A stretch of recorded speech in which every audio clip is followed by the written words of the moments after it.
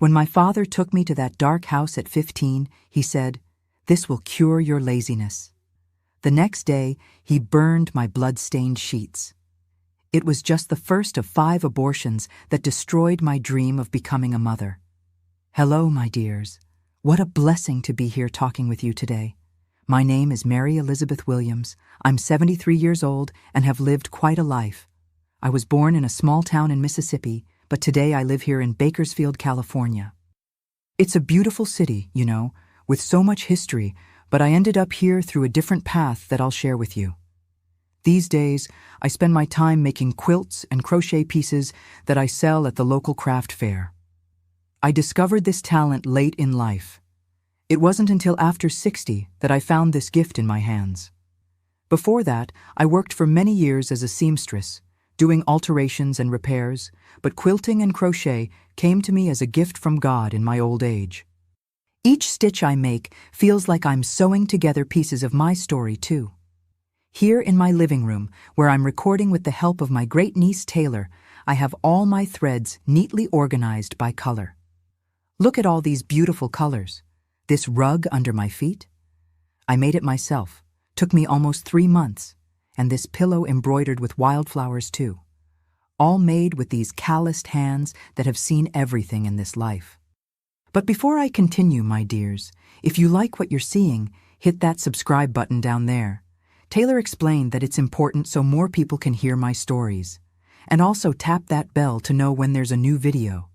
This technology is something else, isn't it? In my day, we barely had a radio at home, and now look at me, talking to people all across America. And you, my friends my age who are watching, comment below which city you're watching from and what your children's names are. I'd love to know. Because, you know, my dears, not everything in life was easy. Today I see so many young women studying, following their dreams. But in my time, everything was so different. And in my house, things were even more different than in other homes. When I look back, I see that my childhood was marked by something that nobody really understood back then. A pressure so great that it ended up crushing my dreams like a ripe fruit falling to the ground before its time. I was born in 1952, in a time when girls had to learn to cook, sew, and keep house. But in our home, things were different, in a way that ended up hurting me deeply. My father and mother had ideas that didn't fit with the rest of the small town where we lived. And this, my dears, was just the beginning of a painful story that I carry with me to this day. I remember as if it were yesterday the smell of wood in the house where I was born. A simple house, painted white with blue trim, with windows that creaked when the strong Mississippi wind blew. It was there that I began to understand that my life wouldn't be like the other girls in the neighborhood. My father, Gerald Williams, was a tall, thin man with tanned skin and restless eyes that always seemed to be looking for something on the horizon. He worked as a public servant at the small post office in town. My mother, Dorothy Williams, was a primary school teacher, a small woman but with a strong personality, with black hair always tied in a tight bun. They met at a 4th of July celebration, people said, and they married quickly after only 3 months of dating. She was 19 and he was 26. There were 4 of us siblings, me, the oldest, born in 1952. Then came my brother Joshua, 2 years younger, Eunice, born in 1956, and the youngest Arnold, from 1958. Our house was that white and blue one I mentioned, with a porch in front where we played on hot afternoons. It had 3 small bedrooms, one for my parents, one for the boys, and another for us girls. The kitchen was the heart of the home, with a wood stove that made everything smell like sweet wood smoke and an old radio on the shelf that played music when the signal was good. Life in our small Mississippi town in the 1950s was very different from today.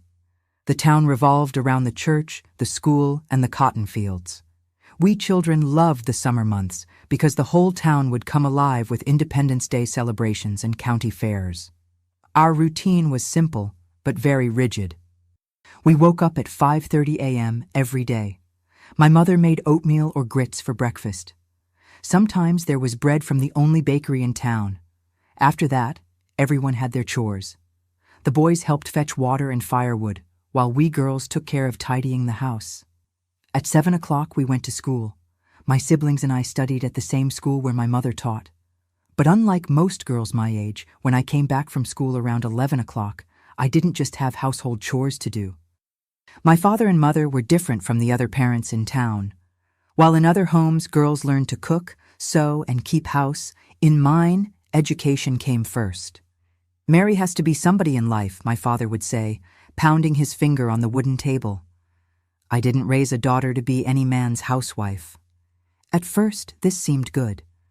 While my little friends had to help their mothers all day, I had set times for studying. Daddy would bring books from Atlanta when he went to handle post office business and made me read all of them, even the ones I didn't really understand. Mama, being a teacher, would correct my notebooks with a red pen, marking each mistake with a big circle that made me feel ashamed. A girl who doesn't study becomes a man's slave, my father would repeat almost every day during dinner. And my mother would add, "The only way out for a woman in this world is education, Mary. Otherwise, you'll end up like me, teaching ill-mannered children and washing a man's clothes until you die." I remember that at 8 years old, while the other girls played with dolls, my father would have me read aloud the news from the newspaper, which arrived weeks late in our small town. If I stumbled over any word, he would bang on the table and make me repeat it until it came out perfect. There was no room for error.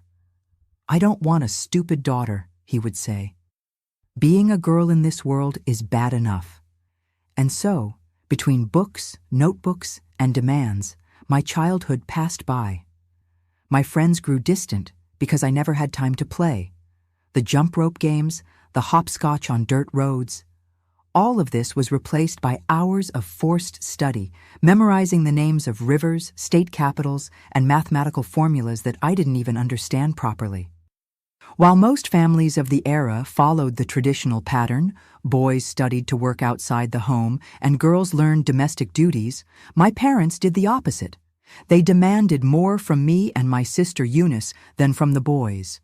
Joshua and Arnold had freedom to play after their chores. They could fish in the creek, play ball in the street. Meanwhile, we girls were kept inside studying. This was very strange for that time, you know? We're talking about the 1950s, when in common American families, you didn't see this pressure for girls to study. In the 1950s, girls' education was still primarily geared toward being good wives and mothers. Most of my classmates learned to embroider, cook, and keep house while I was memorizing multiplication tables or reading books advanced for my age. Don't get me wrong. Today I know education is important, but back then, the way my parents pressured me was cruel. "You have to be top of the class, otherwise what's the point?" my father would say, comparing my grades with those of other students. My mother, who I hoped would defend me, only reinforced it. "Your daughter got a B? Why not an A? What's missing?" That pressure began to affect me. Sometimes I would hide behind the house to cry because no matter how hard I tried, it never seemed to be enough. My small mistakes were pointed out as major failures. If my notebook wasn't perfectly organized, if a math problem came out wrong, it was cause for endless lectures. It was around this time, when I was about 10, that I began to feel the first signs that something wasn't right with me. I didn't have a name for it yet, but today I know they were the first signs of the depression that would follow me for years. I began to lose interest in everything, even things that used to excite me. I would spend hours looking at the creek through the window, feeling an emptiness that I couldn't explain. My performance at school began to fall, not because I wasn't studying, but because something inside me seemed to have broken. The pressure only increased, of course. "What's happening to you, girl? Are you getting stupid?" my father would shout, without understanding that his own words were pushing me toward an abyss. And so, at 12, I already carried on my shoulders a weight that I couldn't bear. There was no name for this feeling at the time. Depression wasn't something people talked about in a small Mississippi town in the 1960s.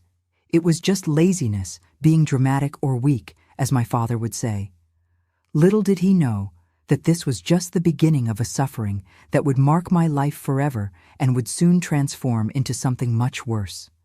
When I turned 13 in 1965, things really started to get worse.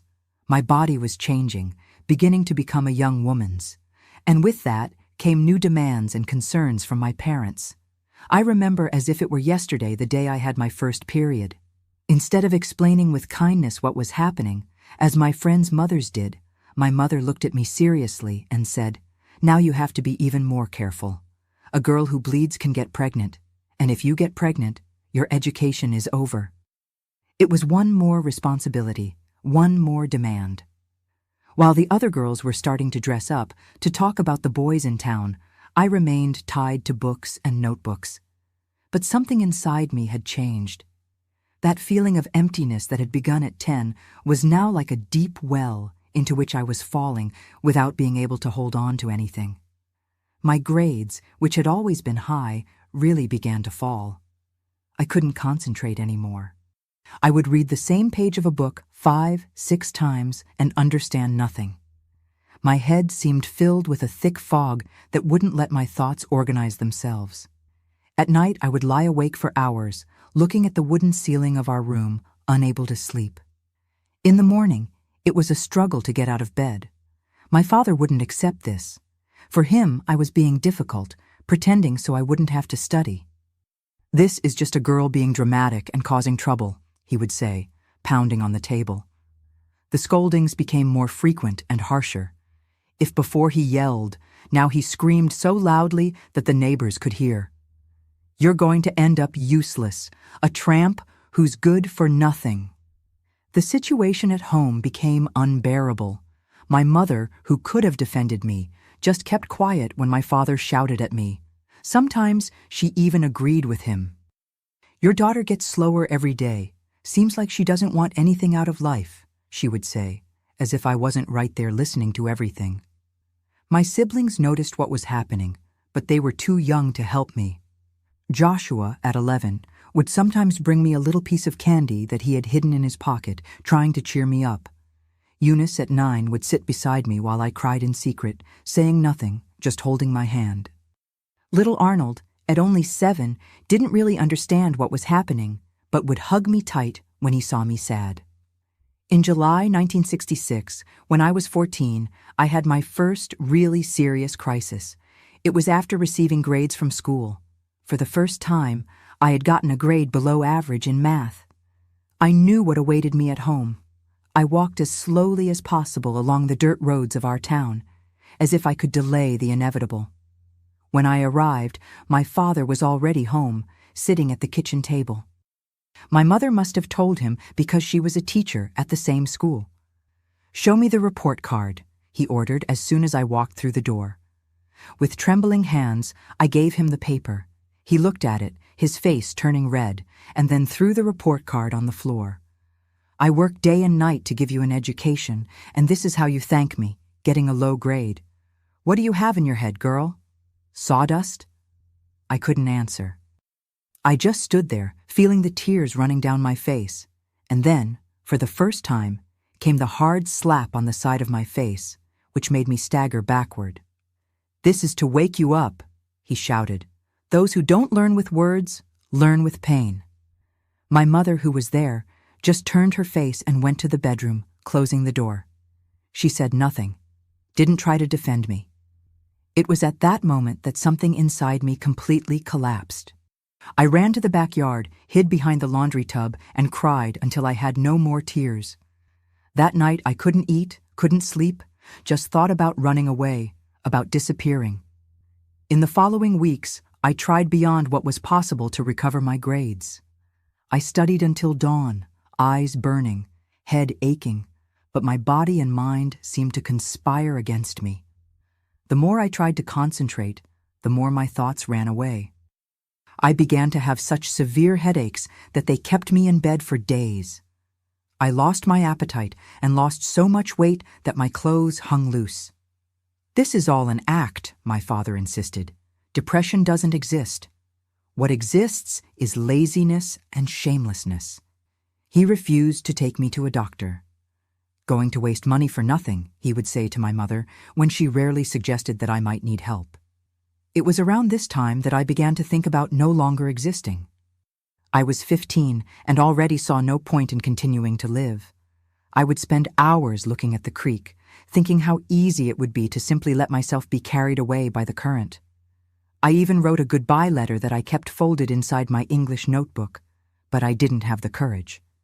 Instead, I began to isolate myself more and more. At school, I didn't talk to anyone. I sat at the back of the class and spent the lessons looking out the window. My old friends tried to approach me at first, but soon gave up. I had become the strange one, the quiet one, the girl nobody understood.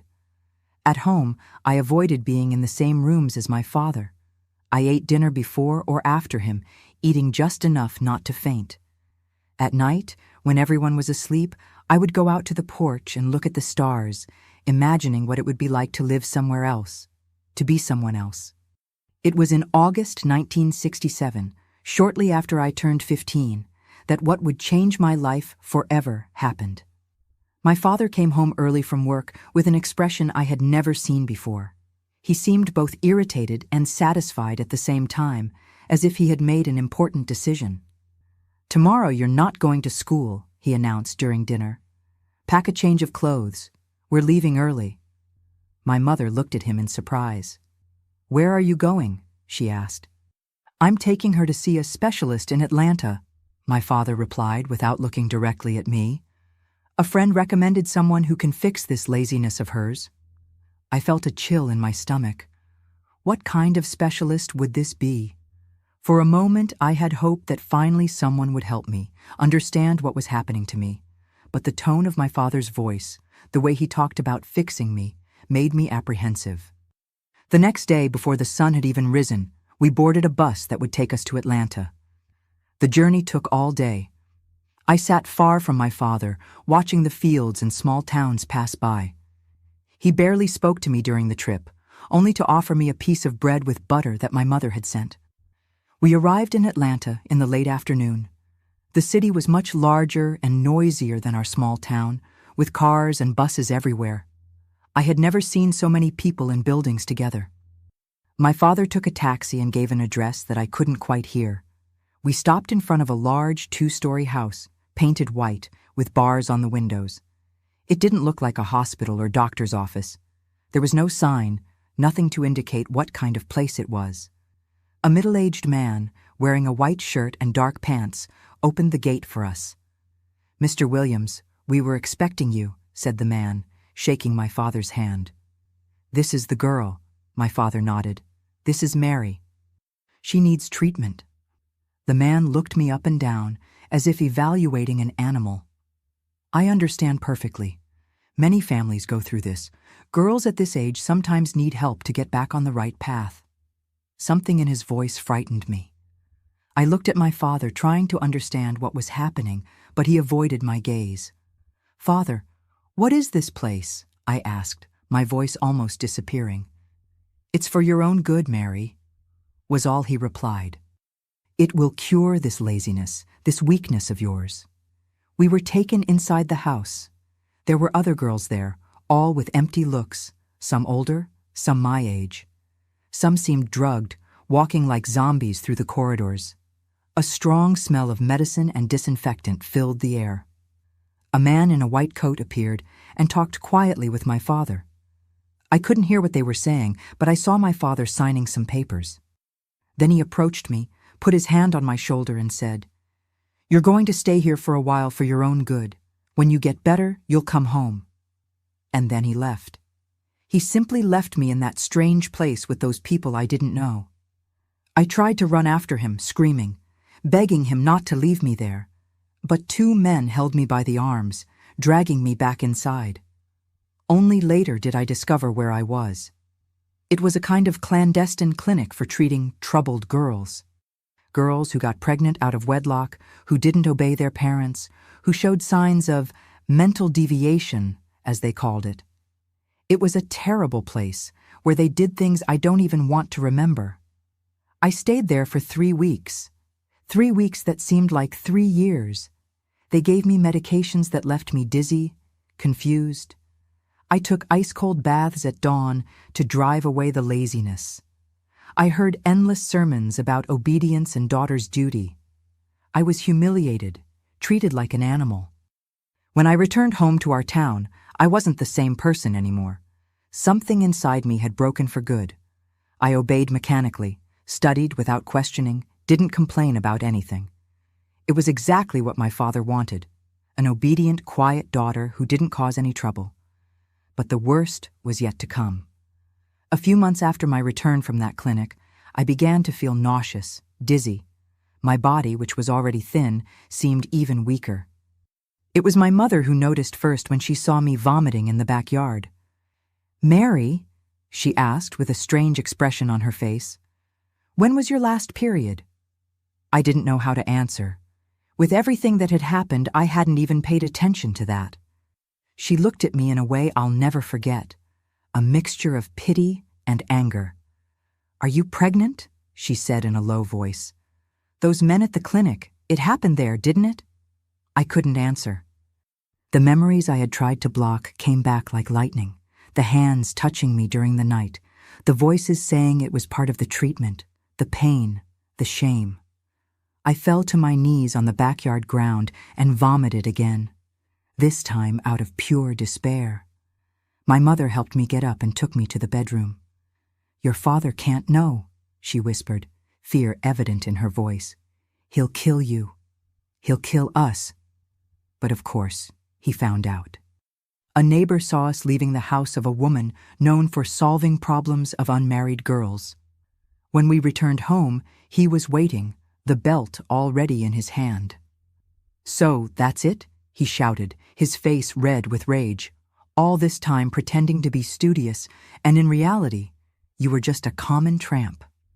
I tried to explain, to say it wasn't my fault, that I had been forced at that clinic that he himself had taken me to, but he didn't want to listen. The belt came down on my back once, twice, 10 times. My mother tried to intervene and got hit too. When the beating was over, he looked at us with contempt. "Tomorrow, I'm going to fix this, and it won't be with some local busybody." The next day, he took me back to Atlanta. This time we went to a different place, a small house in a remote neighborhood. A man who claimed to be a doctor, but I have my doubts, gave me something to drink. I woke up hours later, with terrible pains, bleeding so much that I thought I would die right there. "It's done," said the man to my father. "One more of these, and she might not survive. The uterus is damaged." We returned to our town the next day. I could barely walk, with a high fever, my whole body aching. My mother took care of me in silence, changing the bloodied cloths, giving me teas for the pain. We didn't talk about what had happened. It was as if we had made a silent pact to never mention it. But it was only the first of 5 abortions I went through in the following years. Always the same pattern. I was taken to that clinic in Atlanta, came back injured, bleeding, each time weaker. The 4th time, I had such a severe infection that I almost died. The 5th time, the doctor said I would never be able to have children. My uterus was destroyed. And in all instances, the person responsible was the same, my own father. He would get me pregnant and then force me to abort to hide his monstrosity. A cycle of horror that lasted from when I was 15 until I was 17. Nobody in town suspected. To everyone, Gerald Williams was a dedicated father, concerned about his daughter's education, an exemplary post office employee. At home, he was a monster who destroyed my life, my body, and my soul. And my mother? She knew. She saw, but did nothing. Fear paralyzed her. Sometimes, when we were alone, she would cry and ask for forgiveness. "I can't do anything, daughter," she would say. "If I report him, who will believe me? And where will we go? How will I support all of you?" So we lived in that white and blue wooden house, an apparently normal family on the outside, a hell inside. The violence continued until I was 17, when I finally managed to find a way out of that nightmare. But that's a story for another time. After everything I went through between 15 and 17, what remained was an empty shell of what I could have been. That girl full of potential, who even under excessive pressure dreamed of a better future, had disappeared. In her place, there was only a quiet young woman, with downcast eyes, who moved around the house like a shadow, trying to be invisible so as not to attract her father's attention. I woke up every morning with a weight on my chest, a feeling that it wasn't worth getting out of bed. The simple act of breathing seemed to require a huge effort. My body, already weakened by the successive abortions, was constantly in pain.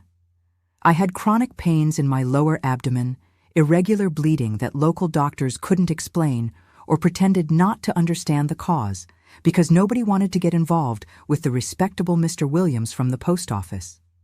At school, my performance was mechanical. I studied because I had to, not because I had any interest or ambition. I answered the teacher's questions in a monotone voice, without life. I did the tasks with automatic precision, like a robot programmed to function, without feeling anything. Even so, my grades were good. The fear of what would happen if they weren't was greater than any discouragement. "What happened to you, Mary?" asked my English teacher, Mrs. Harrison, one of the few who noticed that something was wrong. "You used to be so lively, so curious. Now it seems like you've gone out." I couldn't answer.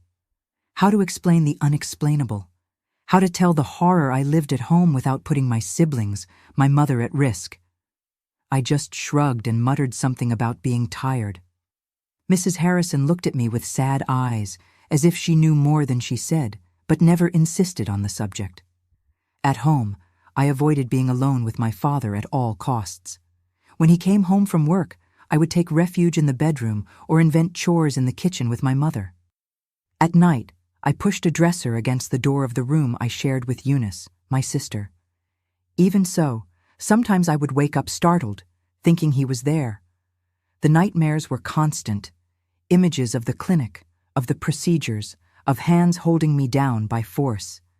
And Eunice, at 11, didn't completely understand what was happening, but knew something terrible was happening to me. "Why do you cry in your sleep, Mary?" she would sometimes ask me, her eyes wide with concern. "Why do you say strange things when you're having a nightmare?" "It's just a bad dream," I would answer, trying to smile to reassure her. Everyone has nightmares sometimes. But they weren't just nightmares. It was my mind screaming what my mouth couldn't say.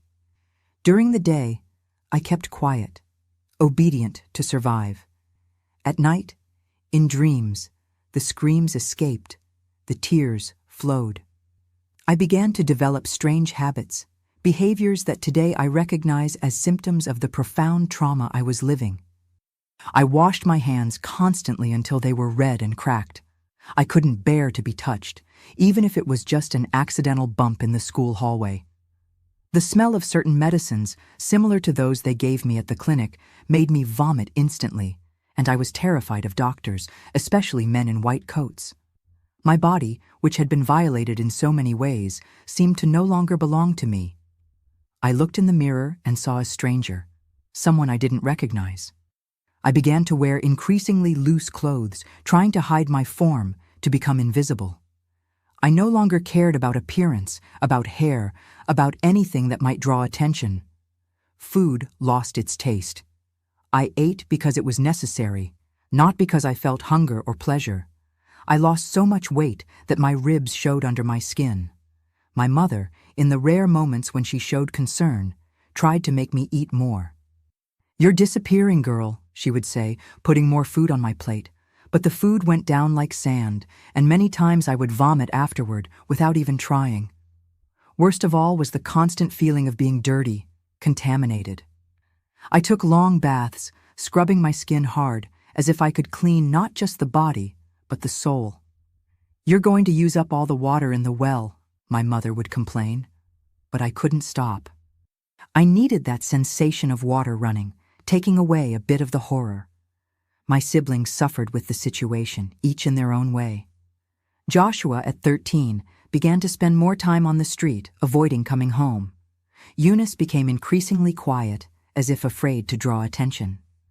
Little Arnold, at just 9, was the only one who still maintained some joy, protected by the innocence of age. But even he noticed that our house wasn't like others, that something dark hung over us.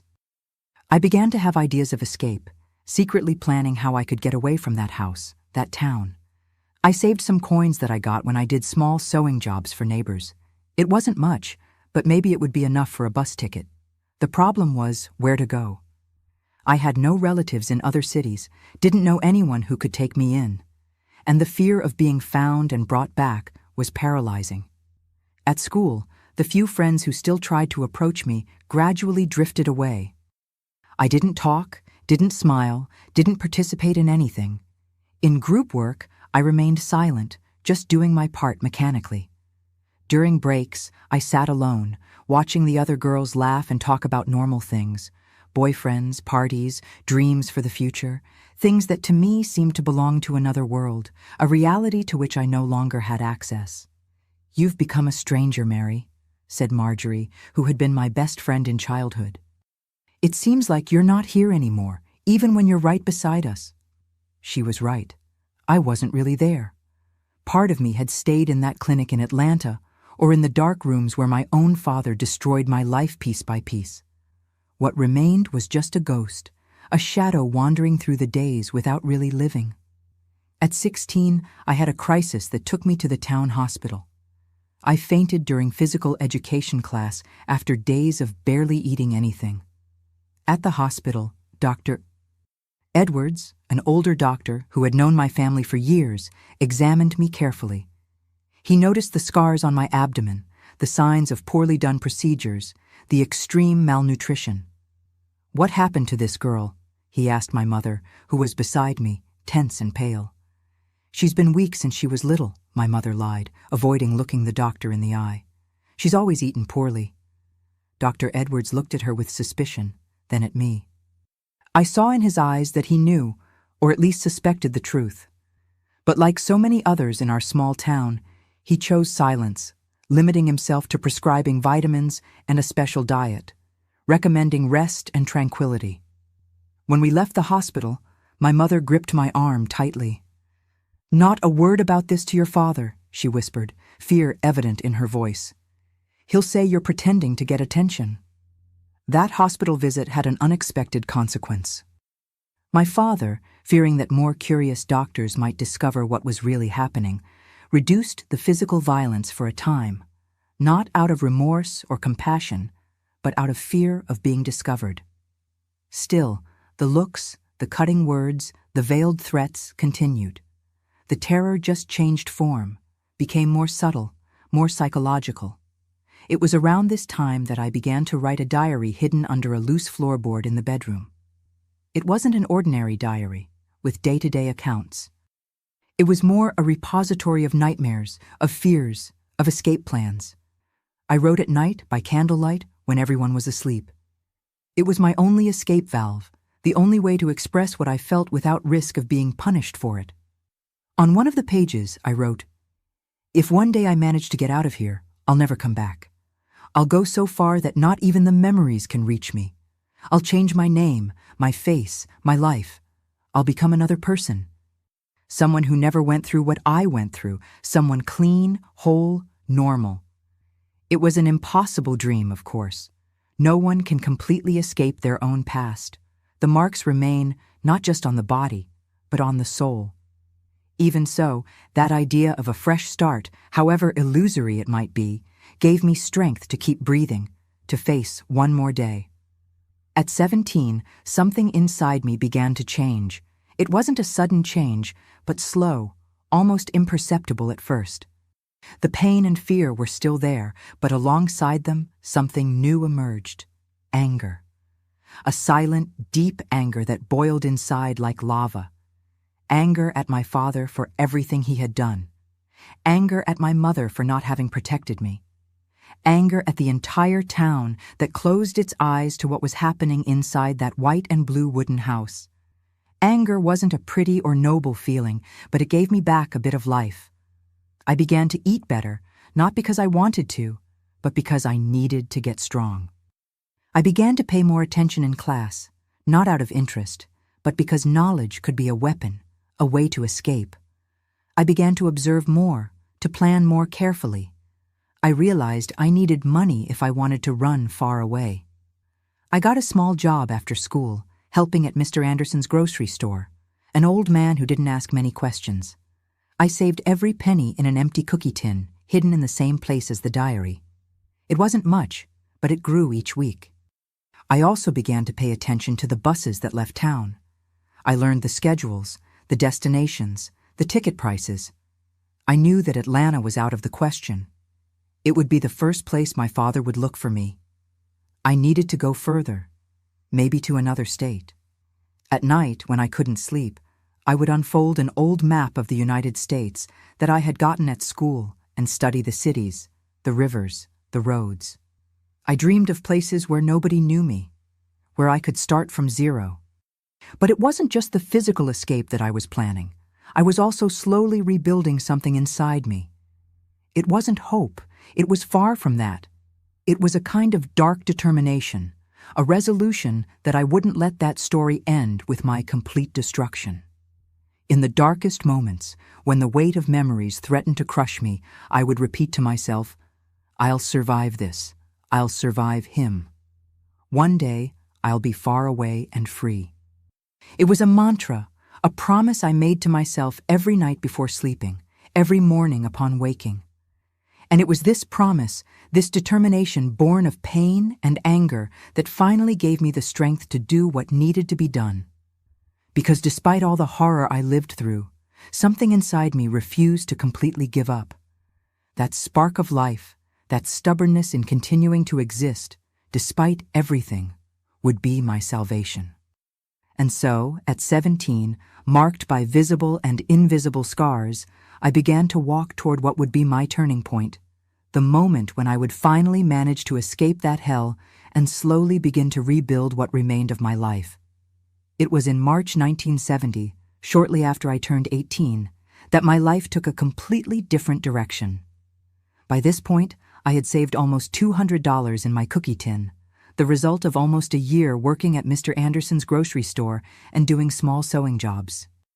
It wasn't much, but I hoped it would be enough to take me far from our town. The plan was simple. I would take the bus to Nashville, Tennessee, and from there continue to Chicago. I had heard that in Chicago there were many jobs for young women in factories. Maybe I could start over there, anonymous among millions of people. But destiny has strange paths, and it was an unexpected event that changed everything.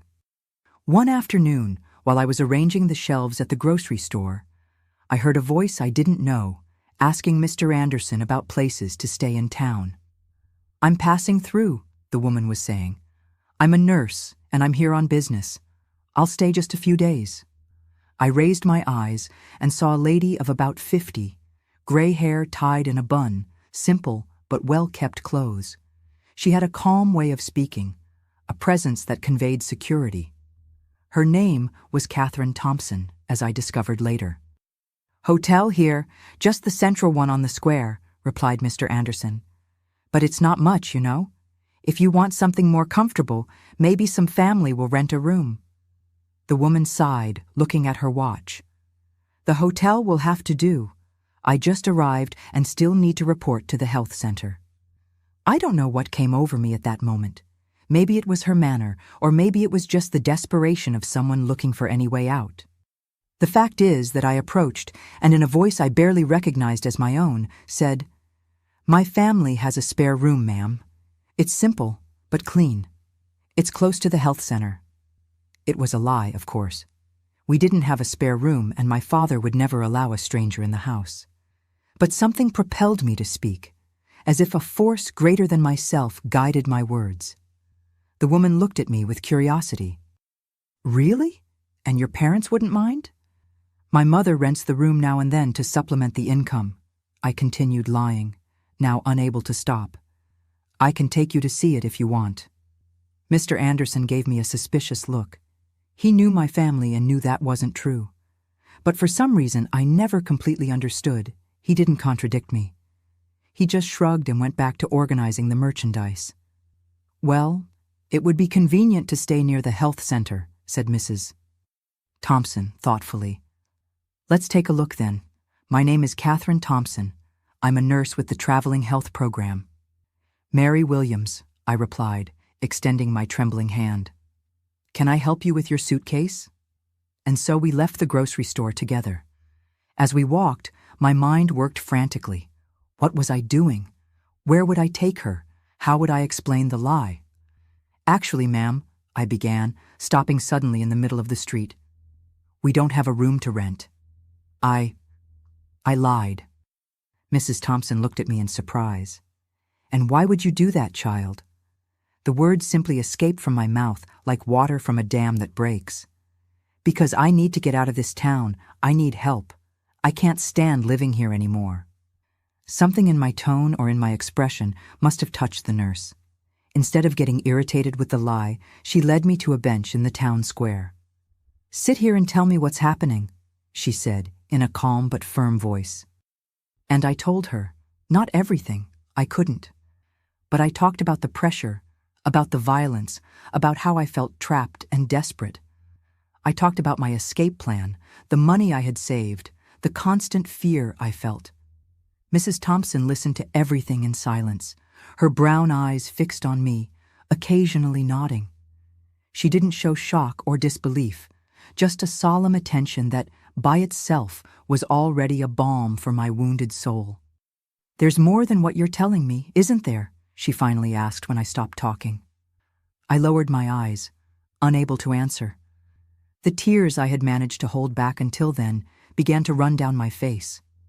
"It's all right," she continued, gently placing her hand on my shoulder. It was the first time in years that I didn't flinch at someone's touch. "You don't need to tell me everything now, but I see that it's serious and that you really need help." At that moment, I felt a strange thing, a mixture of relief and fear. Relief at finally having said something to someone, at having been heard without judgment. Fear because I didn't know what would come next, if she would report me or abandon me like everyone else. "I'm staying at the field hospital behind the health center," said Mrs. Thompson after a few minutes of silence. "I travel with a medical team through the interior of Tennessee. In 3 days, we'll continue to Nashville, then Louisville, and finally Chicago. If you want, you can come with me as a helper. I can't promise much, just passage on the bus and food, but it would be a start, a way out." I looked at her, hardly believing what I was hearing. "You'd really take me even without knowing me well?"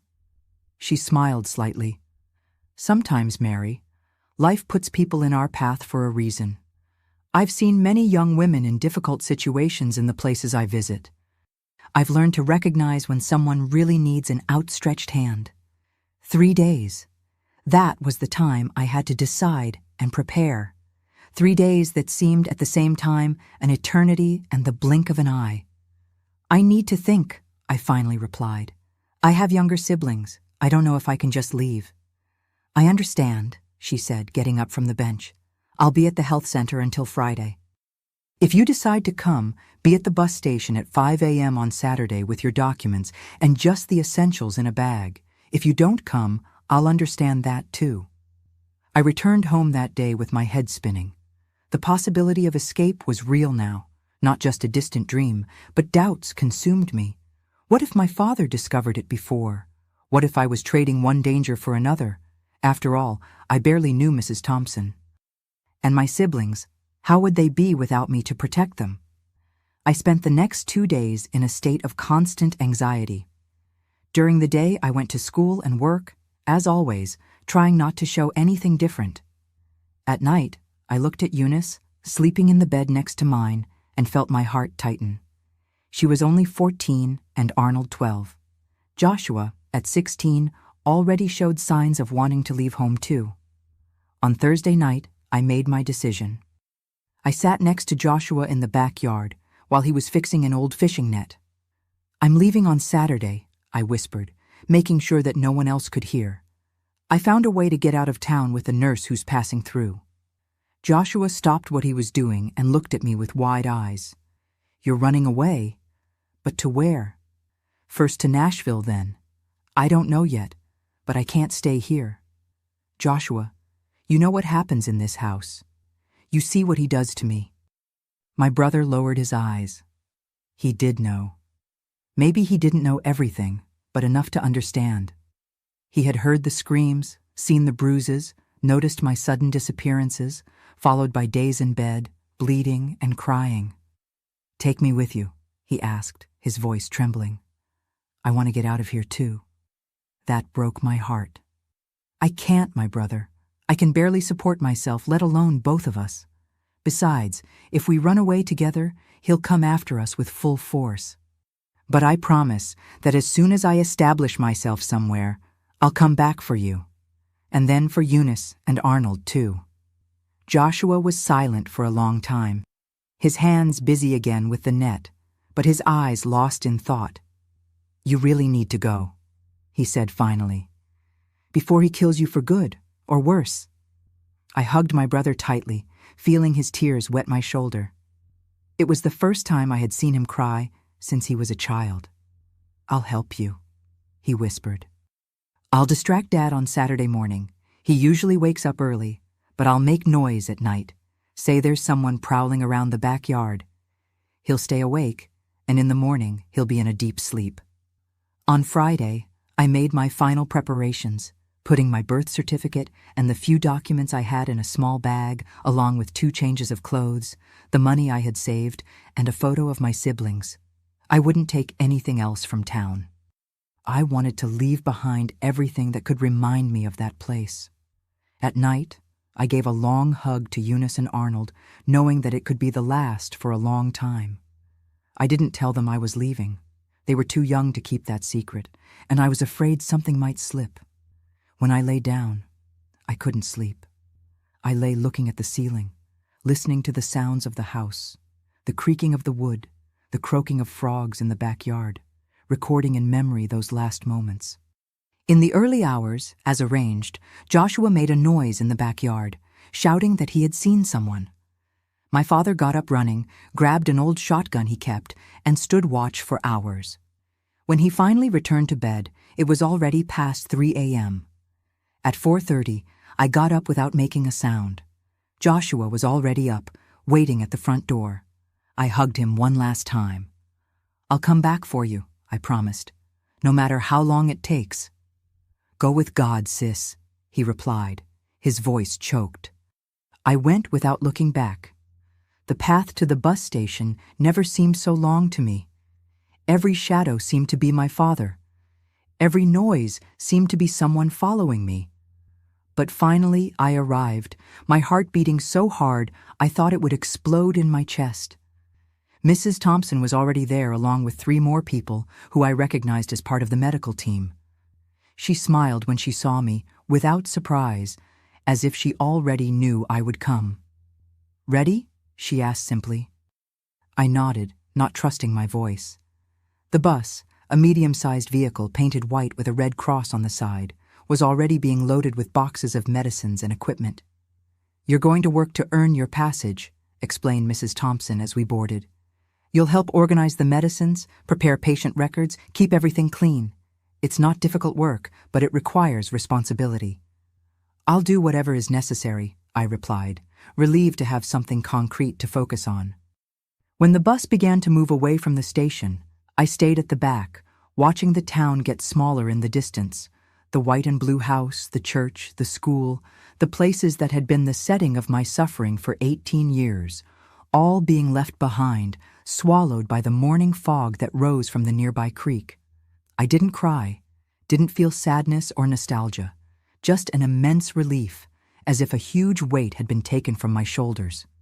For the first time in many years, I breathed deeply, feeling the morning air fill my lungs, bringing the promise of a different life. The journey to Nashville lasted 2 days. On the bus, besides Mrs. Thompson, there was Dr. Everett, an elderly and quiet doctor, Teresa, a nursing technician from Chicago, and Sebastian, a young man who drove the bus and helped carry the equipment. They all treated me with kindness, without asking many questions about my past, as if they understood there were things I didn't want to talk about. In Nashville, we worked for a week at the local health center. I helped organize the lines, fill out forms, separate medications. It was simple work, but it gave me purpose and, for the first time in my life, a genuine feeling of usefulness. At night, we slept in small rooms at the back of the center, women on one side, men on the other. It was during this period that Mrs. Thompson began to teach me the basics of nursing.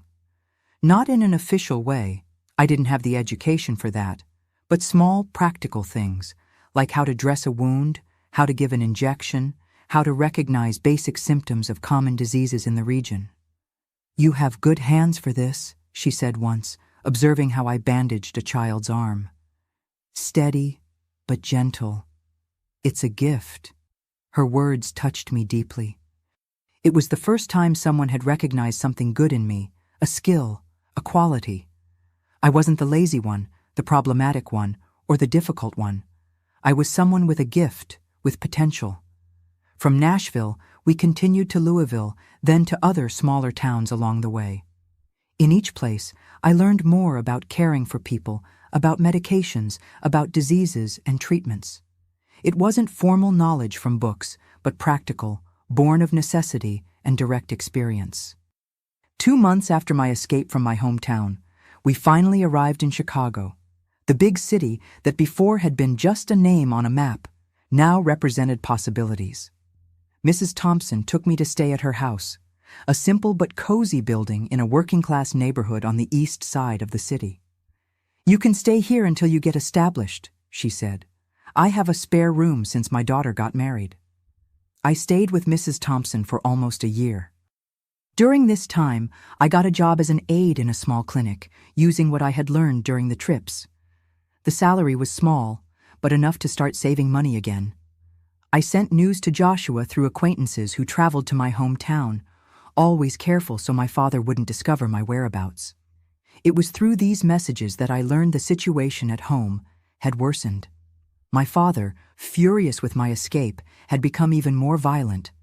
Joshua, now 17, faced the weight of his anger. Eunice and Arnold suffered less, but lived in constant tension. My mother, as always, remained submissive, unable to protect the children. This news filled me with guilt and worry. I had escaped, but at the cost of my siblings' suffering. The promise to return for them weighed on my heart each day. In 1971, almost a year after my escape, I learned that Joshua had also left town, not for Chicago, but for Memphis, where a distant uncle on our mother's side lived. I was relieved for him, but even more worried about Eunice and Arnold, now alone with our parents. It was around this time that Mrs. Thompson introduced me to a government program that sent healthcare professionals to the West Coast, where manpower was lacking. It wasn't for trained nurses, but for aides with practical experience like me. It would be an opportunity to start over in a completely new place, she said. Far from the memories, far from the fear of being found. The idea immediately attracted me. Chicago, despite being large, was still too close to my hometown. I still found myself looking over my shoulder in the streets, fearing to see my father. I still woke up startled with nightmares where he found me and dragged me back. "Where would I go?" I asked. "California," replied Mrs. Thompson, "a city called Bakersfield. It's very different from what you know. Different climate, different culture, but maybe that's exactly what you need. A place where nobody knows your story, where you can be whoever you want." In October 1971, at 19, I boarded a plane for the first time in my life, bound for Los Angeles. From there, I would continue by bus to Bakersfield. Mrs. Thompson accompanied me to the airport, gave me a tight hug and a small package. "Only open it when you're in the air," she said with a gentle smile. Inside the plane, nervous with the sound of the engines and the strange sensation of leaving the ground, I opened the package. It was a silver nursing pin with a small note. "To remember that hands that heal can also be healed. With love, Catherine." I cried silently during almost the entire flight, but they weren't tears of sadness. It was as if something inside me, frozen for so long, finally began to thaw. The kindness of Mrs. Thompson, the possibility of a new life, the hope, tenuous but real, that one day I could reunite with my siblings in a safe place. All of this opened in my chest a small crack of light, in what before was only darkness. When the plane landed in Los Angeles, I felt that I was not just in another region of the country, but in another world. The warm October air in California made me shed the heavy coat that Mrs. Thompson had given me. People spoke differently, dressed differently, even walked in a different way than I was used to back east. I took the bus to Bakersfield with a mixture of fear and expectation. I didn't know what awaited me there, but I knew that whatever it was, it would be the beginning of a new phase of my life. A life that, for the first time, would be mine to build. I arrived in Bakersfield on an October afternoon in 1971. It was a hot, sunny day, so different from the cold autumn in my hometown that it seemed I had disembarked on another planet. The city, with its mix of architectural styles, organized streets, and diverse people, was a complete contrast to everything I knew. I was received by Mrs. Helen Miller, a lady who coordinated the small health center where I would work. Tall, robust, with gray hair always tied in a tight bun, she had a direct way of speaking that initially frightened me.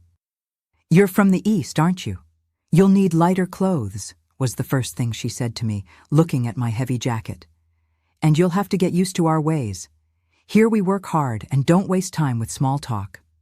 In the first days, I stayed at Mrs. Miller's house, a 2-story building with an impeccably maintained garden.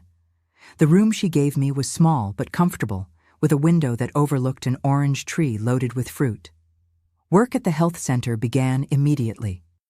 It was quite different from what I did with Mrs. Thompson in the rural communities. Here there was more organization, more resources, but also more rules and formalities. My job was to assist with dressings, organize records, prepare patients for consultations, and occasionally help with simple procedures. The adaptation was difficult at first. People's accents, the different food, the warm climate, everything made me feel like a stranger. In the first months, I cried alone at night, missing my siblings, worried about what might be happening to them.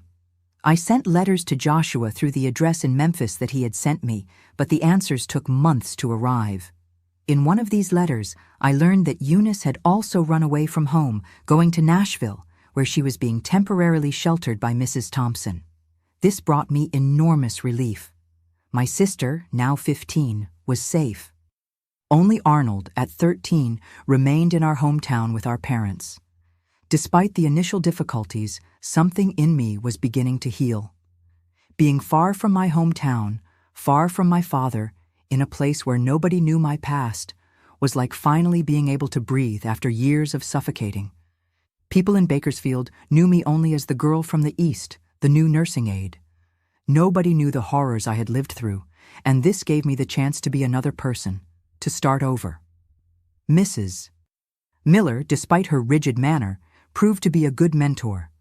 She noticed my dedication to work and patience and gradually began to teach me more about nursing and patient care. "You have a gift for this," she would tell me, echoing Mrs. Thompson's words. "You have patience and care. The patients like you." After 6 months living with Mrs. Miller, I managed to rent a small room at the back of a local family's house. The Jackson space was modest, just a bed, a wardrobe, and a small table. But it was mine, the first place I could truly call my own in my entire life. The Jackson family consisted of Joe, a middle-aged widowed carpenter, and his 2 teenage children, Kevin and Hannah. They treated me with respect and included me in Sunday meals when Joe prepared traditional barbecue. It was with them that I learned a bit about local culture and began to feel part of the community. It was also through the Jacksons that I came to know local crafts. Hannah, Joe's daughter, participated in a group of women who met weekly to do handiwork: knitting, crochet, embroidery, tapestry. One day she invited me to accompany her. "You spend too much time alone in your room," said Hannah. "Come with us. It'll do you good." Reluctant at first, I ended up accepting. The group met at Mrs. Parker's house, an elderly lady who had been a teacher and now dedicated her time to teaching craft techniques. There were about 10 women of varying ages, all interested in preserving traditional crafts. "I've never done this before," I confessed, looking at the knitting needles that Hannah had lent me. "We all started from zero one day. replied Mrs. Parker with a gentle smile. "I'll show you the basic stitches." And to my surprise, I loved knitting from the first attempt. There was something almost meditative in the repetitive movement of the needles, in the gradual growth of the fabric between my hands. It was as if each stitch helped organize my thoughts, calm the painful memories that still haunted me. Soon, I began to attend the group regularly. I learned not just knitting, but also crochet, embroidery, and eventually, techniques of weaving on small looms. The women in the group, initially distant with the outsider from the East, gradually opened up to me, sharing stories, recipes, advice. In 1973, after almost 2 years in Bakersfield, I received a letter that would again change the course of my life. It was from Joshua, saying he had secured a stable job in a factory in Memphis and was planning to get Arnold from our hometown. "Our father is sick," he wrote. "Liver problems from drinking. He shouldn't last long. When he's gone, I'll go get Arnold, and if you can, I'd like to send him to stay with you. Memphis isn't a place for a boy his age." The news about my father caused me conflicting feelings. There was no forgiveness in my heart for what he had done, but I also didn't wish suffering on anyone. As for Arnold coming to live with me, the idea filled me with joy and apprehension. I very much wanted to see my little brother again, to take care of him, to give him a chance for a better life. But my small room at the back of the Jacksons' house barely fit me, let alone a growing teenager. I decided to talk to Joe Jackson about my situation.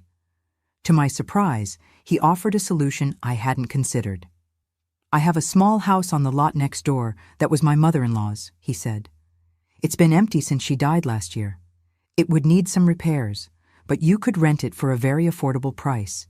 You'd have space for you and your brother." The house Joe mentioned was indeed small, just 2 bedrooms, a combined living room and kitchen, and a bathroom, but to me it seemed like a palace. In the following months, I worked overtime at the health center to save money for rent and for preparations for Arnold's arrival. Joe and Kevin helped with the necessary repairs, fixing the roof that had some leaks and restoring the wooden windows. Hannah and the women from the craft group contributed with new curtains, tablecloths, small details that transformed the empty house into a home. In July 1973, I received a telegram from Joshua. "Father died. I'm with Arnold. Will arrive in 2 weeks." The news of my father's death brought a strange emptiness. There was neither sadness nor joy, just the feeling that a very painful chapter of my life was finally closing.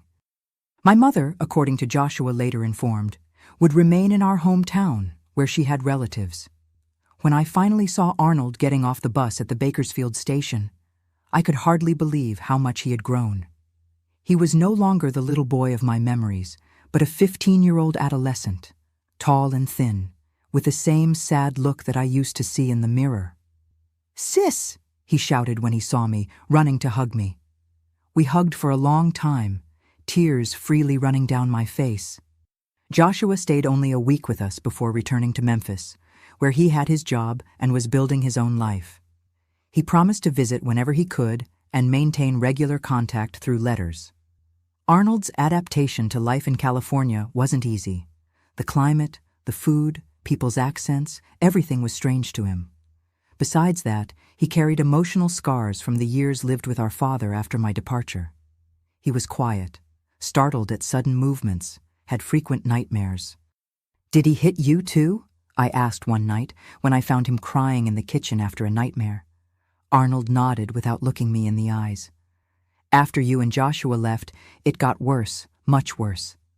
I enrolled Arnold in the local school and got him an afternoon job as a helper in Joe Jackson's carpentry shop. Working with wood seemed to calm him, giving him a purpose and a way to channel his emotions. In the following years, we slowly built a new life in Bakersfield. Arnold graduated from high school and then followed the path of carpentry, becoming Joe's formal apprentice. I continued at the health center, but dedicated more and more time to crafts, which had become not just a hobby, but a form of therapy. In 1976, at 24, I met Ernest Howard, a young farmer from a property on the outskirts of the city. He came regularly to the health center because of a chronic knee injury, the result of an accident during harvest. He was a calm man, of few words but gentle gestures. After a few consultations, he invited me to have coffee in the central square. I initially refused. The idea of getting involved with a man still terrified me, considering everything I had lived through. But Ernest didn't give up, continuing to treat me with respect and patience. "You don't need to be afraid of me," he said once, noticing my discomfort when he tried to hold my hand. "We can go at your pace, no rush." Gradually, very cautiously, I allowed Ernest to get closer. He was the first man I trusted after everything I went through. Our relationship progressed slowly. Months of conversations, walks always in public places, small gestures of affection that gradually broke down the barriers I had erected around my heart. Ernest knew there were shadows in my past, though I never told the complete details of what I had lived through in my hometown. He respected my silences, my moments of retreat, my occasional panic attacks when something, a smell, a sound, a word, brought unwanted flashbacks. In 1978, after 2 years of dating, we married in a simple ceremony at the small local Baptist church. Arnold, now 20 and working as an official carpenter, was my best man. Joshua came from Memphis for the ceremony, bringing his wife and young son. Eunice, who had settled in Columbus, Ohio, and worked as a secretary in a school, also attended. It was the first time in almost 10 years that we 4 siblings were together again. Sitting at the table at the wedding reception, we shared stories, tears, and finally, some genuine smiles. We had survived, each in our own way, with our scars. But we had survived. Ernest and I went to live on his small rural property, about 6 miles from the center of Bakersfield. It was a simple but comfortable house, surrounded by almond orchards and a small vegetable garden. There, finally, I began to feel a peace that I had never known before. I left the job at the health center and began to dedicate myself fully to crafts. With Ernest's support, I set up a small studio in the extra room of the house, where I produced pieces of knitting, crochet, and tapestry that I sold at the city's fair on Saturdays. The doctor who attended me when I had a strong flu in 1979 confirmed what I had already suspected since the forced abortions in adolescence. My uterus was irreversibly damaged and I could never have biological children. The news, though expected, still hurt deeply. Ernest, beside me at the consultation, squeezed my hand and said simply, "We still have a lot of love to give." In 1980, we adopted Matthew, a 3-month-old baby who had been abandoned at the door of the local hospital. The adoption process was facilitated by the connections I still maintained at the health center and by the good name Ernest had in the community. 2 years later, we also adopted Claire, a 4-year-old girl whose parents had died in an accident.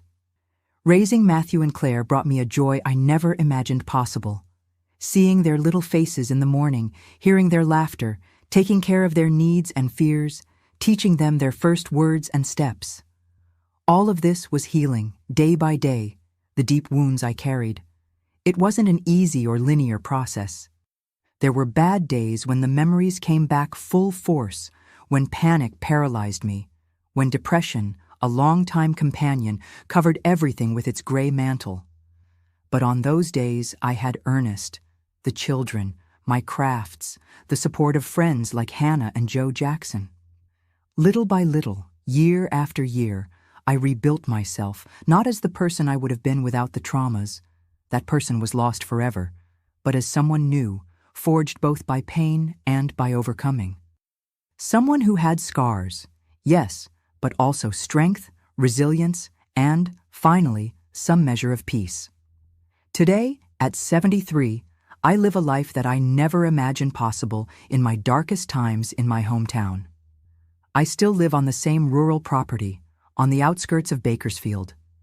Although the house has undergone renovations and expansions over the years, the small studio that Ernest built for me has transformed into a larger, luminous space with large windows that look out on the almond orchard we planted together.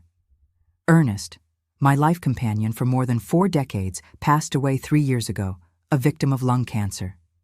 It was a loss that shook me deeply, but unlike the losses of my youth, this one came surrounded by love, care, friendly hands to support me. Our children, Matthew and Claire, took turns staying with me in the most difficult months after his departure. Matthew, now 45, followed in his father's footsteps in agriculture, but with a more modern approach. He graduated in agronomy and today manages not just our property, but also provides consulting for other rural producers in the region. He married Laura, a teacher at the local school, and gave me 2 wonderful grandchildren, Peter, 15, and Julia, 12. Claire, at 43, became a nurse, perhaps influenced by the stories I told about my time at the health center and about Mrs. Thompson. She works at the regional hospital and has a special way with patients, especially the elderly. She divorced a few years ago, but maintains a friendly relationship with her ex-husband because of the twins, Raphael and Renata, 10, who spend almost every weekend with me. My siblings followed their own paths.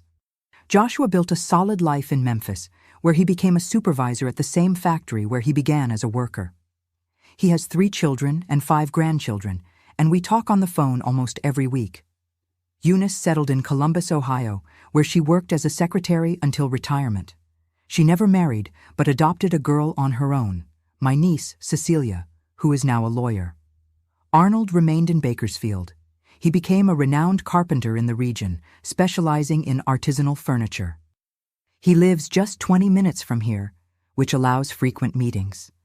My mother died in 1985 in our hometown without my having seen her again.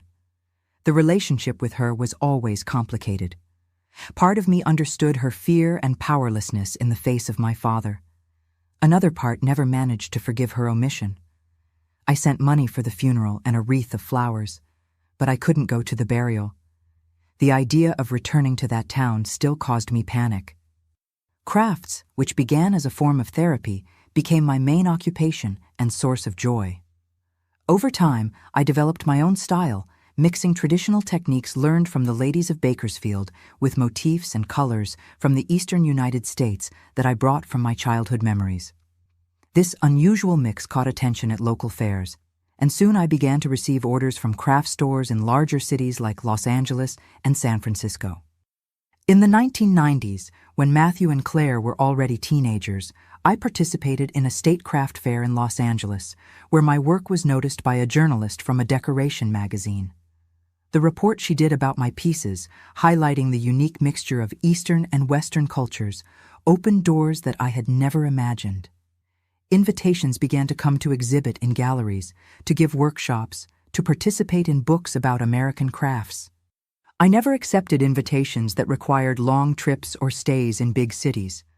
The comfort of my home and proximity to my family were always priorities, but I opened my studio to those who wanted to learn, especially young women from the region who, like me in the past, sought a form of expression and sometimes of healing through handwork. It was one of these young women, Marina, who convinced me to create a profile on social media about 2 years ago. At first, I thought the idea was absurd. What would a lady of more than 70 years have to share on the internet? But Marina insisted, saying that my story and my work could inspire people of all ages. People need to know that it's possible to rebuild life after traumas, she said. And you, Mrs. Mary, you're living proof of that. Reluctantly, I allowed her to create the profiles and teach me the basics to manage them. To my surprise, the posts about my crafts and small excerpts of my life story began to attract followers. Nothing extraordinary in terms of numbers, but enough to make me feel connected with people I never imagined knowing. It was through these networks that my great-niece Taylor, Cecilia's daughter, contacted me last year. A journalism student, she was doing a project about stories of women who overcame adversities. When she visited Bakersfield to meet me in person, the idea arose to record longer videos, telling my life journey. I confess that at first I was apprehensive. There were parts of my story that I had never shared completely, not even with my children. The violence I suffered, the forced abortions, the darkest details of the years in my hometown. All this remained buried in a corner of my mind that I rarely visited.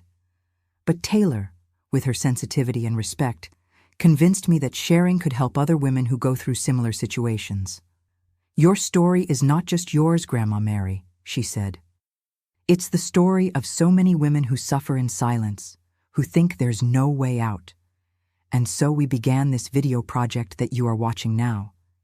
Each recording is a dive into the past, sometimes painful, sometimes liberating. There are days when, after Taylor leaves with her equipment, I spend hours in my studio, knitting in silence, processing the memories that were brought to the surface. My routine today is quiet, as befits a lady of my age. I wake up early, around 6 a.m., a habit I maintain from the times in my hometown. I have my morning coffee on the porch, watching the sunrise over the orchards. Then, depending on the day, I dedicate a few hours to crafts in my studio or receive students for classes. On Wednesdays, I go to the city fair to sell my pieces, more for the pleasure of talking with people than for financial necessity. Ernest left us well-structured, and Matthew's efficient administration ensures that nothing is lacking. On Sundays, the house fills with the presence of children, grandchildren, Arnold and his family, and occasionally longtime friends like Hannah Jackson, who continues to be my closest friend. The scars of the past never completely disappeared. I still have occasional nightmares. I still startle at sudden noises. I still avoid certain subjects and situations that can serve as triggers. I can't say I overcame everything. I think some wounds are too deep to heal completely, but I learned to live with them, not to let them define who I am or limit my ability to feel joy. When I look back at the terrified girl I was in my hometown, at the desperate young woman who fled on a bus, at the traumatized woman who slowly rebuilt her life in Bakersfield, I feel a mixture of compassion and admiration. The path to here wasn't easy. There were moments when I almost gave up, when the pain seemed too great to bear, but somehow, one step at a time, I kept walking. And perhaps that's the greatest lesson I can share with you. Life can break us in ways that seem irreparable, but as long as we breathe, there exists the possibility of healing. It may not be a complete healing. It may not return exactly what we lost, but it allows us to continue, to find new purposes, to build new bonds, to discover beauty even after horror. My hands, which knew so much pain, today create beauty in each knitting stitch, in each macrame knot, in each piece that weaves not just threads, but also memories, hopes, dreams. Crafting saved me in many ways. It gave me a language when words failed, connected me with other women when I most needed connection, allowed me to transform suffering into something beautiful and useful. Today, sitting in this living room in Bakersfield, with my great-niece operating the camera, surrounded by pieces I've created over the years, I feel a deep gratitude. Gratitude for having survived, for having found people like Mrs. Thompson, Mrs. Miller, the Jackson family, my dear Ernest, angels who appeared at the right moments to help me move forward. Gratitude for my siblings who also survived and built their lives. Gratitude for my children and grandchildren who gave me the family I thought I would never have. The journey hasn't ended, of course. As long as there's life, there will be challenges, there will be growth, there will be learning. At 73, I'm still discovering new craft techniques. I'm still learning to navigate this digital world so different from the one I grew up in. I'm still finding ways to transform my story into something that can help others. And perhaps in the end, that's what gives meaning to everything we've lived through. The ability to use our experiences, even the most painful ones, to extend a hand to those who are still in the middle of the storm and say, "I survived. You can too." If there's one thing I've learned in my 73 years of life, it's that our stories, however painful they may be, can become sources of strength and inspiration. When I began sharing my experiences, I never imagined the impact they would have. I receive messages from women of all ages saying they found courage to seek help, to leave abusive relationships, to start over after traumas similar to those I lived through. For you who are watching and perhaps going through something similar, I want to say with all the certainty in my heart, there is a way out. It may seem impossible now when the walls of suffering are closed around you. But believe this old woman who has seen it all. Life can change, and you have more strength inside you than you imagine. The first step is the hardest, recognizing that you don't deserve the abuse, that you're not guilty for what's happening. For years, I believed that somehow I had provoked the violence I suffered, that if I were better, more obedient, smarter, my father wouldn't have done what he did. That's the lie that abusers make us believe to maintain their power over us. The second step is to seek help. Today, there are resources that I never dreamed of having access to in my youth. The Women's Crisis Center is present in many cities. The Domestic Violence Hotline receives reports of violence against women 24 hours a day. There are shelters, support groups, trained professionals to offer psychological support. I know it can be frightening. I know that many times it seems there's nowhere to go, especially when the abuser is someone from the family, someone who should protect you.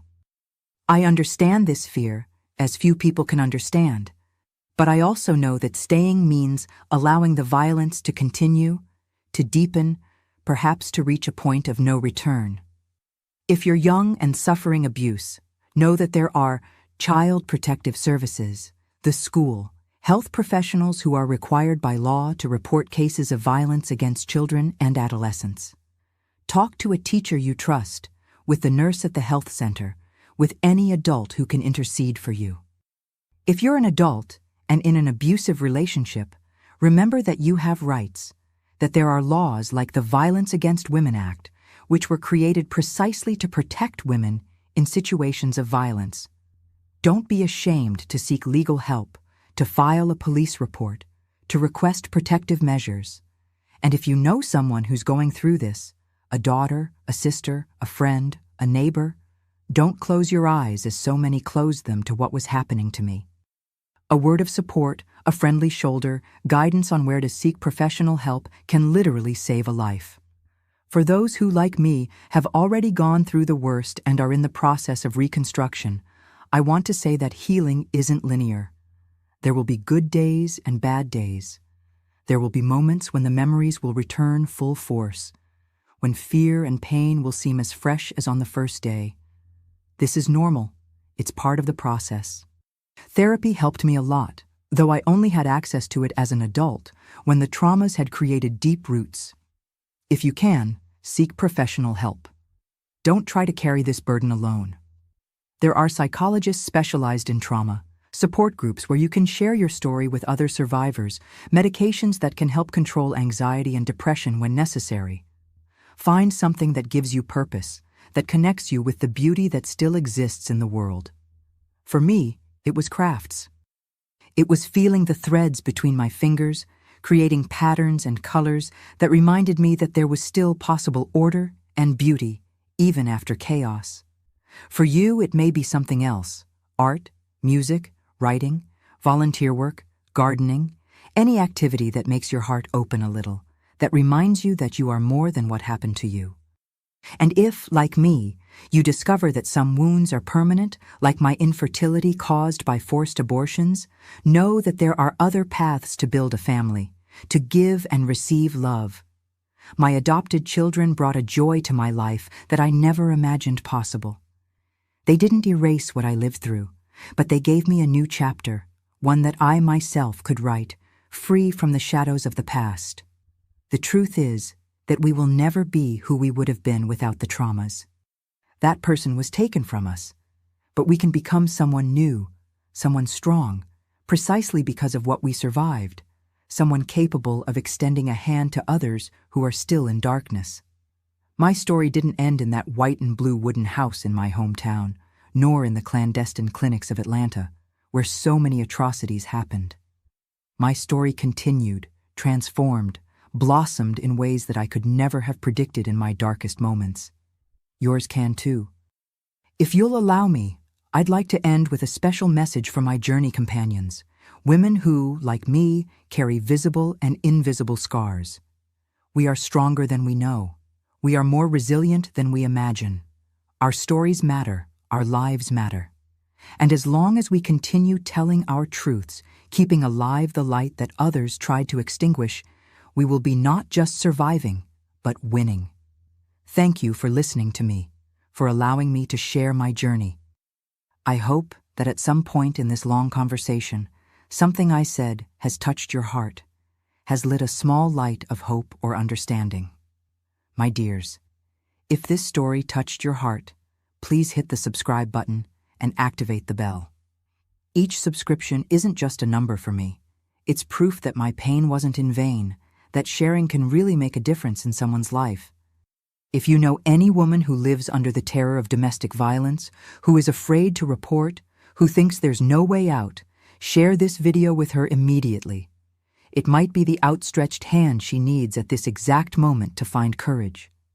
Leave a comment saying where you're watching from and your children's names, so that other women know they're not alone in this struggle. Do it now. Don't wait even one more minute. Your action can save a life today.